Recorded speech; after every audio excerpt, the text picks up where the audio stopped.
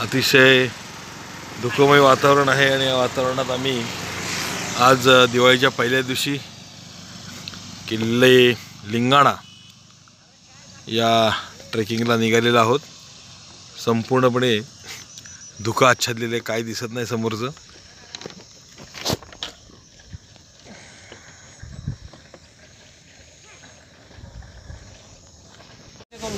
आई लेकरं कुठेही फिरत असताना सतत पाठीशी उभी राहशील, अकेला जावशील, मनाची मनोकामना पूर्ण करशील असाच आशीर्वाद। रायगड आणि लिंगाण्याच्या पायथ्याशी काल नदीच्या काठावरचं स्थान आहे। आई खरोखर जागृत, जशी तुझी बाळं खेळतायत तशी लेकरं खेळली पाहिजेत। वर्षाकाठी लेकराच्या लवाला पण धक्का लागला नाही पाहिजे असा आशीर्वाद दे वरदानीच्या नावानं। सांग बोल महादेव।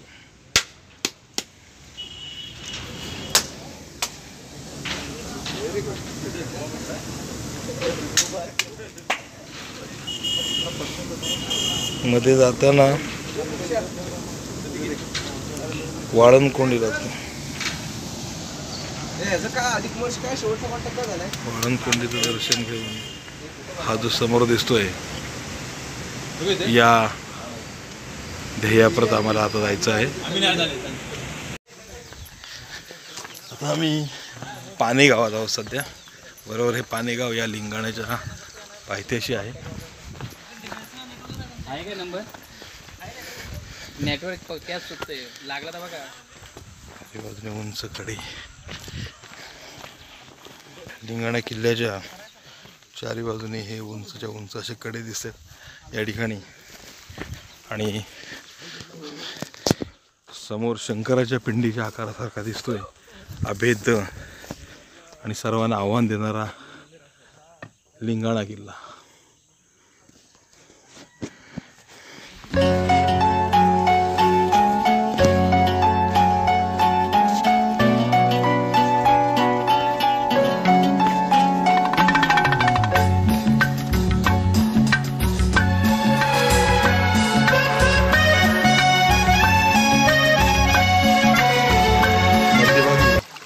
छोटीशी एक नदी लागते। सध्या उन्हाळ्यामध्ये तर पाणी कमी असल्यामुळे नदीचा प्रवाह खूप कमी आहे, त्यामुळे आम्ही नदी सहज पार करू शकतो।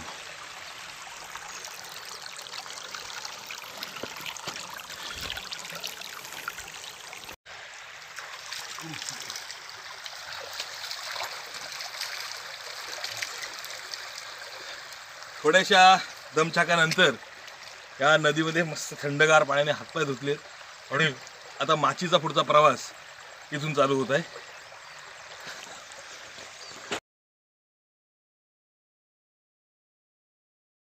पिंडीसारखा दिसतो ना का लिंगाणा लिंगाणा लिंगाचा आकार ना त्याला, पण त्याला ज्या बाजूने बघाल ना हा वेगळा दिसतो। हो ना हो ना, आपल्या इकडनं हा लिंगाणा दिसतोय, तिकडनं शिवलिंगासारखा दिसतो सेम।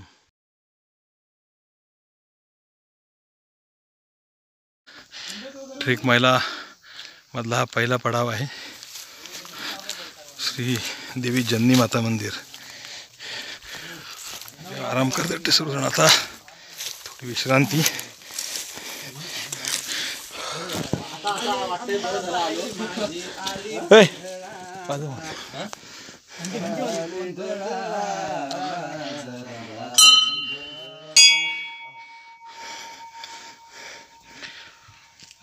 थोडासा चहा पाणी या ठिकाणी घेण्यात येणार आहे।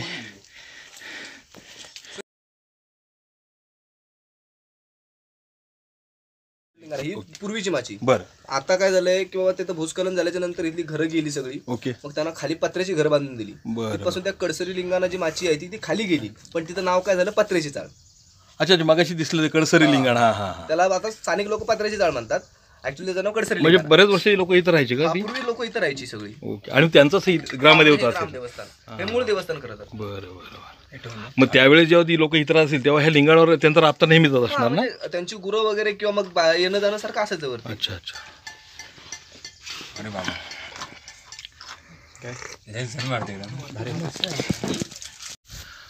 जवळजवळ 1 तासाच्या उभ्या चढाईनंतर आम्ही लिंगाणे माची या ठिकाणी असलेल्या या गावात, छोटेसं गाव आहे, या गावापर्यंत आता पोचलेलो आहोत।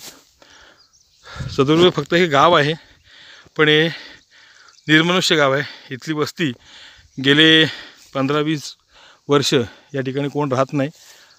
पूर्वी काळी म्हणजे 10-15 वर्षापूर्वी या ठिकाणी बऱ्याच लोकांचा राबता असायचा, परंतु काही नैसर्गिक आपत्ती म्हणजे डोंगराचा तुटलेला भाग खाली पडला आणि सरकारने या वस्त्यांचं पुनर्वसन दुसरीकडे केलं. त्यामुळे आता इथे कोणी मनुष्य राहत नाही.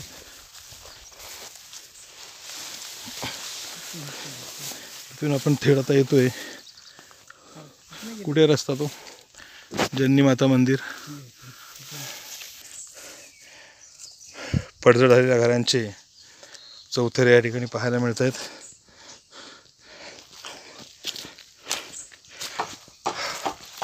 काही सुविधा या ठिकाणी नसल्यामुळे इथे मनुष्यवस्ती अतिशय कमी प्रमाणात होती, परंतु काही घरं या ठिकाणी आपल्याला पाहायला मिळत आहेत.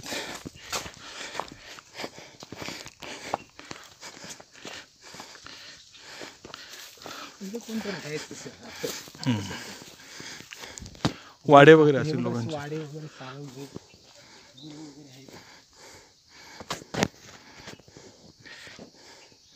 या सर, जननी माता मंदिर.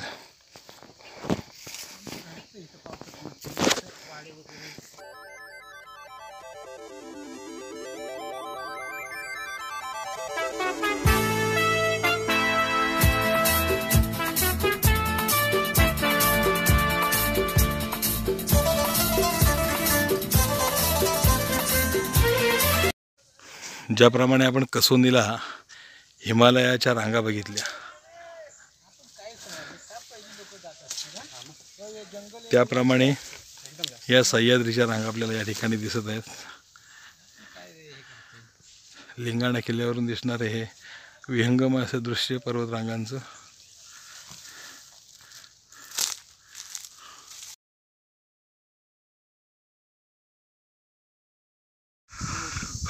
आणि सरतेशेवटी दुसऱ्या टप्प्यामध्ये आम्ही या ठिकाणी पोहोचलेलो आहोत. अतिशय चिंचोळा मार्ग आहे. ही छोटीशीच नाळ शिल्लक आहे. खाली खूप दरी, या साईडला पण दरी आहे. हा समोरचा दिसतोय रायगड किल्ला आपल्या शिवछत्रपतींचा. छत्रपती शिवाजी महाराज की जय. जय भवानी. जय शिवाजी.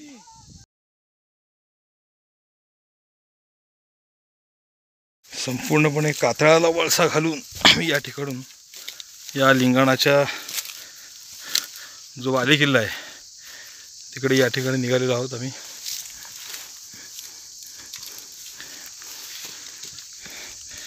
खाली उत्तुंग खोल दरी आहे. फक्त एवढा चिंचोळा मार्ग या ठिकाणी आम्हाला पुढे नेतोय.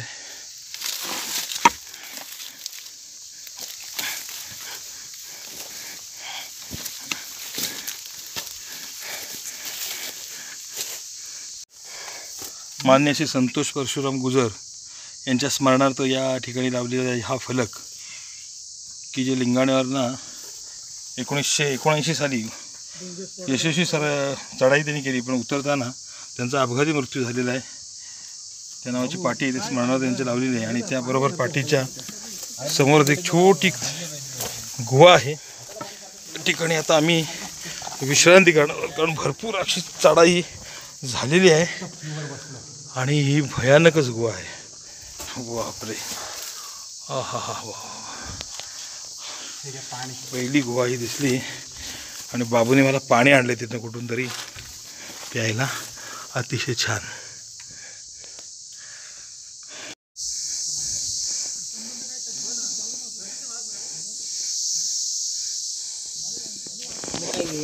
खाली बसलो असतो ते पण चालत ना.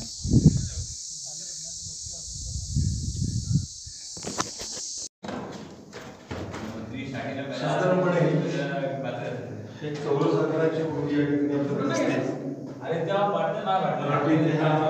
माणसाला राहण्यासाठी एक आश्रयस्थळ असावं, कारण हे संपूर्ण ताशी दिसते जिने आपण वापर करून तयार केलेलं. हा पहिला पडाव आहे. या ठिकाणी दुसऱ्या ज्या कोठड्या आहेत त्या वरच्या भागात अतिशय शांत गर्भ आहे आणि खूप शांत आहे. अशा लिंगाणा किल्ल्याचं वैशिष्ट्य आहे. त्या मध्यभागी काही होत दिसतंय तुम्हाला. जे काही तुम्ही पार्टिशन असावं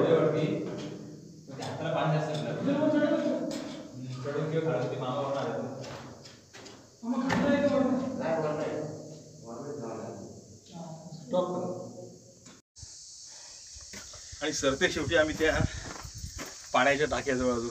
अतिशय थंडगार पाणी या ठिकाणी.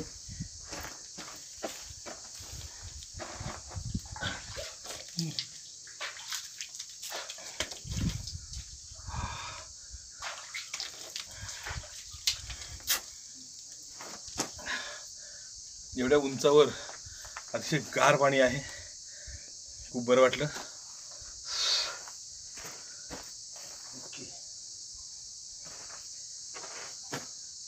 हाच तो रोप आहे जो आता क्लाइम्बिंग करून आम्हाला वरती जायचं आहे.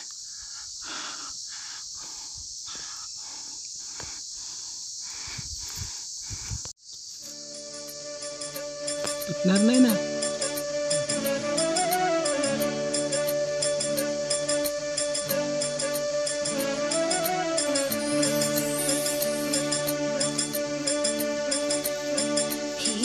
भूमि जन्मभूमि कर्मभूमि अमुची महावंदनीय अति प्राणप्रिय ही माय मराठी अमुची. ही माय भूमि जन्मभूमि कर्मभूमि अमुची महावंदनीय अति प्राणप्रिय ही माय मराठी अमुची. हा अमुचा आहे बाणा ही अमुची आहे बोली. अस्मानी झळके भव्य पताका भगव्या हजरी पटक्याची. महाराष्ट्र भूमी ही जन्मभूमी ही कर्मभूमी अमुची वंदनीय प्राणप्रिय ही माय मराठी अमुची. लिंगाणा किल्ल्याचा जो प्रवेशद्वार आहे ते हे आहे. इथून या रोपच्या साहाय्यानेच फक्त तुम्ही या लिंगाण्यावर येऊ शकता. खाली बघताय अतिशय म्हणजे अतिशयच खोल अशी दरी आणि समोर जे दिसतंय हे रायलिंगचं पठार. बाबू रायलिंगचं पठार आहेत ना, हे रायलिंग. हा पूर्ण खोरा आहेत. अतिशय उंच ठिकाणी बसलेलो आहोत. एक यशस्वी आणि उत्तुंग असं लिंगाणा नावाचं एक आव्हान जवळजवळ 80% आम्ही पूर्ण केलंय. ही देवदेशन धर्मासाठी प्राण वेचणाऱ्यांची योद्ध्यांची अनवीरांची तलवारीच्या पात्याची देशाचे रक्षण करण्यासाठी जीव खर्चणाऱ्याची.